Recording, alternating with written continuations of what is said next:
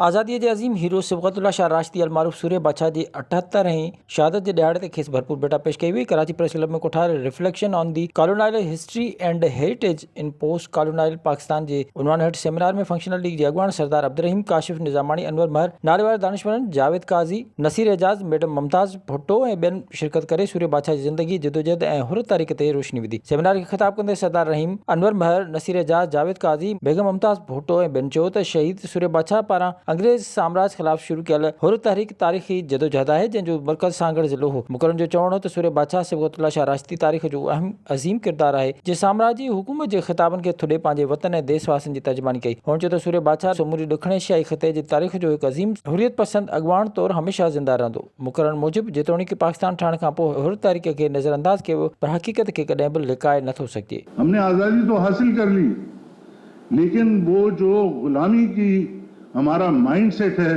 उसको हमने अपने जहनों से निकालना है। तो इस दिल में जो पिंजरा बसा हुआ है, जो गुलामी है, उसको निकालना है और सिर्फ सूर्य बादशाह की जो माइंड सेट था, जो हुर्रियत का जज्बा था, वो उसके जरिए से ही निकाला जा सकता है। सन चवणो त सूर्य बादशाह तमाम घणी जदोजहद कई संदसि जंगजूअनि भी पंहिंजो तमाम घणी कुर्बानी ॾिनियूं। हाणे असांखे बि ग़ुलामी जे ज़ंजीर मां निकिरणो पवंदो। विज़िट कयो अवामी आवाज़ मीडिया ग्रुप जी वेबसाइट awamiawaz.pk